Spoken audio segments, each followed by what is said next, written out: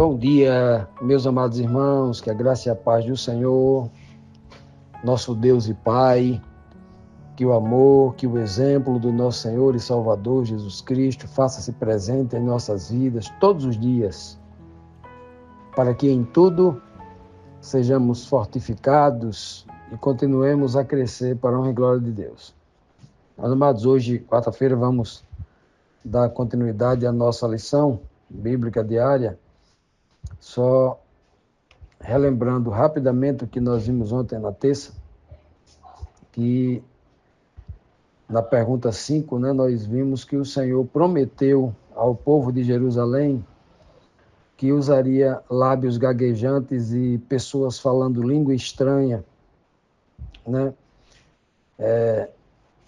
Deus falaria através dessas pessoas para o povo que se encontrava lá em Jerusalém, E ele diz bem claro, que este seria o descanso que ele prometeu ao que estava cansado, Era o refrigério para todos lá, mas mesmo assim o povo lá de Jerusalém se recusou a ouvir a palavra de Deus.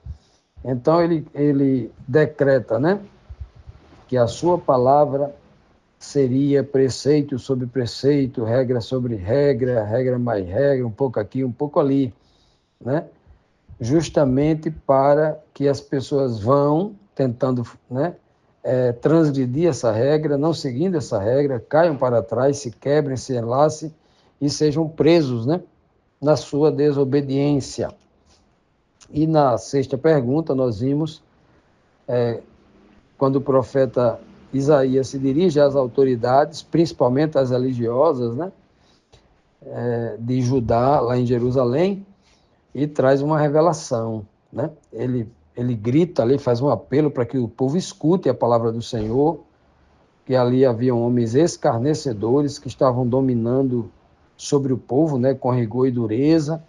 Eles diziam com suas atitudes que eles fizeram uma aliança com a morte, e haviam feito um acordo com ela, que quando a perseguição, o açoite, as dificuldades que viessem sobre a cidade passasse, eles não morreriam, estariam livres, E esse lugar seria o seu refúgio, O seu refúgio seria o quê? A riqueza que eles acumularam, a influência política que eles adquiriram ao longo do tempo. Só quem ia morrer na cabeça deles eram os pobres. Eles, príncipes ricos, não iriam, E eles declararam com essas atitudes que a mentira e a falsidade era esse esconderijo que eles, como atores se disfarçavam de pessoas boas, mas eram de fato pessoas más. E Deus, que sonda os corações, sabia disso. Só Deus poderia trazer um juízo justo contra ele. Portanto, hoje, na sétima pergunta, temos aqui o seguinte questionamento: o que o profeta Isaías informa ao povo sobre a decisão do Senhor? O que representa essa pedra que o Senhor vai falar aqui no verso? Que ele vai assentar como sendo um marco do juízo contra aquele povo. Isaías 28, versículos 16 e 17, diz assim: portanto, assim diz o Senhor Deus: eis que eu assentei em Sião uma pedra, pedra já provada, pedra preciosa, angular, solidamente assentada. Aquele que crê nessa pedra não foge. Farei do juízo a régua da justiça, o prumo. A saraiva varrerá o refúgio da mentira e as águas arrastarão o esconderijo da falsidade. Justamente o contexto que nós vimos aí nos versículos anteriores, Então, meus irmãos, o profeta Isaías, ele informa aqui uma sentença do Senhor contra aquele povo, porque ele está trazendo ali um juízo em resposta a toda a maldade que estava sendo praticada lá em Jerusalém, principalmente, como nós vimos nos versos anteriores, pela liderança religiosa. Ele cita aqui no contexto o sacerdote e o profeta. Então, eles estavam ensinando equivocadamente para enganar o povo e explorar o povo, dominar sobre o povo com injustiça, E o profeta, o que se dizia profeta, que era falso profeta, né? Estavam trazendo visões da sua própria cabeça, mentindo para o povo, enganando o povo, coisa que Deus não mandou ele dizer. E é por isso que agora o Senhor vai trazer esse juízo contra eles, né? E aqui está muito bem claro, né? E ele diz: como é que o Senhor vai trazer esse juízo? Ele vai assentar uma pedra. Essa pedra aqui é Cristo, a pedra angular. O próprio Cristo vai dizer, né? Pedro também vai ratificar lá na frente, Paulo também, né? Vai dizer que Cristo era essa pedra que Isaías estava prevendo aqui no capítulo 28, era Cristo. Cristo vai dizer: a pedra preciosa, a pedra angular que os construtores, ou seja, que os líderes religiosos, os especialistas em livro de Isaías, diz que conhece o livro de Isaías todo, vocês que deveriam conhecer a passagem de Isaías 28, 16 e 17, né? Vocês rejeitaram essa pedra, que era Cristo. Então, essa pedra vai julgá-los. Cristo era essa pedra. É por isso que Cristo disse assim, que aquele que se lançar sobre esta pedra, ou seja, se lançar sobre Cristo para prendê-lo, para matá-lo, para, né, maltratá-lo, fazer qualquer injustiça contra Cristo, seria morto. E sobre quem aquela pedra Cristo caísse, ele reduziria em pó. Ou seja, quem se lançasse sobre Cristo enquanto ele estivesse aqui na terra, teria um fim de julgamento e condenação. E quando Cristo voltasse na nuvem dos céus, essas pessoas virariam pó, porque ele esmagaria com a justiça. É uma frase muito dura, né? Parece até assim uma fala da parte de Jesus sem amor, mas não é. É uma fala de Deus com muita justiça diante da terrível maldade que os líderes religiosos estavam fazendo com o povo.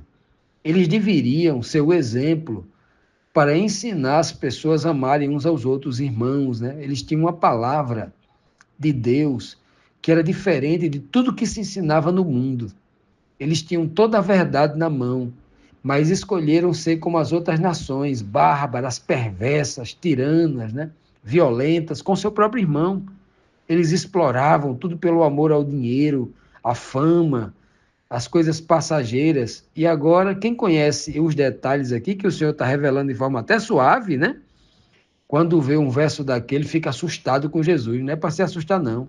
É para se assustar com a maldade do povo. A justiça de Deus, por meio de Cristo, ela se manifestando em juízo, ela ainda é pouco diante da maldade que esses homens poderosos que tiveram vida boa, vida mansa, muito rica, né? Fazia com o povo. Não deram exemplo. Deus iluminou a mente deles com o conhecimento da palavra, eles usando em benefício próprio para enganar as pessoas e ter uma vida de abundância material e o coração vazio do espírito, espiritual zero, né? Então, esse juízo que está sendo pronunciado aqui, a manifestação da justiça de Deus em Cristo, para provar justamente o que eles eram, né? Rejeitando a graça de Deus dada a eles, né? Por meio de Cristo, justifica todo juízo contra eles. Continuando, amados, vamos aqui para a próxima pergunta, né? Pergunta 8, que diz: o que acontecerá com o acordo feito pelas autoridades judaicas? E o que isso significa? Agora, os versículos é do 18 ao 20, que diz assim: o acordo que vocês fizeram com a morte será anulado. O que vocês combinaram com o mundo dos mortos será desfeito. E quando chegar a terrível desgraça, ela os arrastará, a desgraça arrastará eles, como se fosse uma enchente. Todas as vezes que chegar, ela os arrastará. Chegará todos os dias, de manhã e de noite. Cada mensagem de Deus trará um novo pavor. Veja, para dar melhor compreensão a esse texto, no texto anterior, o Senhor disse que iria julgar aquele povo, ele ia estabelecer uma pedra no singular, uma pedra, a pedra angular, que era Cristo. Mas no final do verso, se vocês perceberam, o Senhor diz que vai varrê-los como uma saraiva ou uma saraivada. A saraiva não é uma pedra, é uma chuva com muitas pedras, milhares de pedras. Veja que em Cristo, o primogênito de Deus, o líder, o cabeça da igreja, nele, muitas outras pedras estariam com ele nesse julgamento, ou seja, os santos convertidos. Não é à toa que ele chama Pedro, né, de pedregulho, de pedrinha. Pedro é apenas uma pedrinha que vai, junto com milhões de outras pedrinhas, vai construir esse edifício espiritual que é a igreja. O apóstolo Paulo vai dizer que a igreja, um grupo de pessoas, né, é como um edifício, é como se cada nós fôssemos uma pedra parecida com um tijolo que vai edificar uma igreja. Pedras, né? Assim eram os muros de Jerusalém, de pedras, né? As casas de pedra. Pois bem, então uma chuva de pedra varreria essa mentira, né? O refúgio da mentira, porque o Senhor está dizendo que em Cristo suscitaria uma igreja cheia do Espírito, que muitas pessoas, como a chuva de pedra, várias pedrinhas, assim como Cristo é uma pedra angular, eles varreriam a mentira do planeta Terra. E as águas arrastariam, águas aqui, né, sempre, né, arrastarão o esconderijo. As águas aqui no sentido de palavra, né, no sentido de palavras e no sentido de juízo que vai julgar uma nação, também uma multidão, um exército enfurecido que vai julgar, né? Deus usava o exército da Síria, o exército de Babilônia, o exército do Egito, para castigar os injustos, né? Deus sempre fez isso. Tem essas duas tipologias. A água, no sentido límpida, pura, representa a palavra de Deus, que ela acaba com a mentira, né? E ela também pode ser, no caso de destruição e juízo, pode ser um grupo de pessoas muito grande que está julgando o outro. Tem essas duas questões. É por isso que aqui, no versículo 18 e 20, ele vai dizer, aquele acordo que vocês fizeram, né? Lá nos versículos 15, 14 e 15, fizeram com a morte, diziam para si mesmos, a gente não vai morrer não. Quando passar o chicote, quando passar o período do castigo, a gente vai continuar vivo, porque a gente escondeu aqui na falsidade, na mentira, o nosso esconderijo aqui, né? Temos um acordo com a morte nunca vai nos levar. Era mais ou menos isso que eles disseram, né? E aqui o Senhor falou, ei, esse acordo vai ser desfeito, viu? A morte não vai obedecer vocês, não. O que vocês combinaram no reino dos mortos, quando eu trouxer o meu juízo a partir da pedra angular, e esta pedra angular vai gerar muitas pedras ao nível de uma chuva cai do céu, né? Ou seja, filhos que nasceram no Espírito de Deus, né? Uma providência dos céus. Se você é uma pessoa convertida, você é uma pessoa com a providência dos céus. Deus lhe envia a partir dos céus. Não que você venha exatamente, fisicamente do céu. Não, é uma figura de linguagem. Essa chuva de pedras são santos, né, que no caráter e no exemplo de Cristo vai arrasar com a mentira desse planeta. Então, quando ela vier, para esse povo é uma desgraça. E quando chegar a desgraça, a terrível desgraça, né, esta chuva de pedra e essa enchente, né, arrastará, né, como se fosse uma enchente. É o que está no texto anterior, né? Disse que as águas arrastarão o esconderijo de vocês. Por isso que ele está usando aqui o termo enchente, né? E ele diz mais, o Senhor fala, todas as vezes que essa desgraça chegar, ela sempre os arrastará. Ou seja, sempre virá uma enchente, o povo não terá sossego, né? Os filhos, os netos que continuarem nessa injustiça, nessa mentira, nessa falsidade, nessa dominação, né? Exploração do seu irmão, aconteceria isso. E claro que o principal aqui de tudo isso estava acontecendo, né?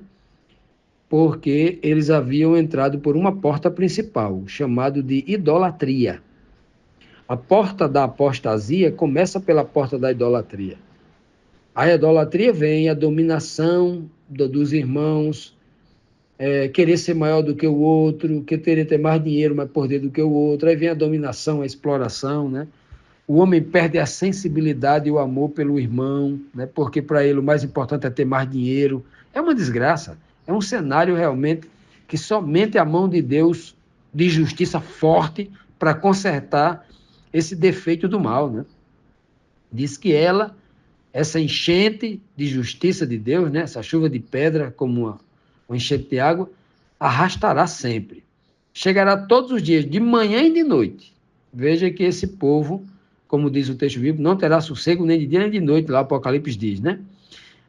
Diz bem claro, o próprio Apocalipse diz, no momento de um grande juízo de Deus, né, que é o momento das pragas e o momento das 7 trombetas, ele diz que chegará um momento em que as pessoas morderão a língua de tanta dor e desejará a morte, mas a morte fugirá deles, diz lá o Apocalipse. É exatamente o que está aqui, ó. Eles fizeram um acordo com a morte, mas o Senhor, não, esse acordo aí não vai existir, não. Né? Esse acordo aí não vai existir, não. A maldade que vocês fizeram com as pessoas, né? Vocês também precisam sofrer as consequências, porque é uma lei natural que Deus deixou nesse planeta. Tudo está muito natural aí. Quer aprender, olha para a natureza. Quem planta, colhe. Quem planta caju, vai colher caju. Né? Quem planta trigo, vai colher trigo. Quem planta uva, vai colher uva. Né? Ninguém planta uva e colhe melancia, não. Então, isso é um ponto da justiça natural que se manifesta até na vida do ignorante. Ninguém é inocente diante disto, né? Por isso que ele conclui dizendo, ó, cada mensagem de Deus trará um novo pavor. Por quê? Ao invés de as mensagens de juízo de Deus, essa mensagem foi muito dura. A mensagem de noite vai aliviar. Não, vai ser mais dura ainda. Vai ser outro pavor. Por quê? Por que o Senhor está agindo assim? Porque o povo, quanto mais cometia pecado, mais o Senhor alertava, mais eles se aprofundavam no pecado. Ou seja, aquele velho jargão que se diz hoje, né? As coisas só pioram. É exatamente isso. É a consequência natural. Se o meu caráter só piora diante de Deus, por que o juízo dele não pode ser o mesmo? A balança, ela tem que se equilibrar. Assim é feito a justiça de Deus.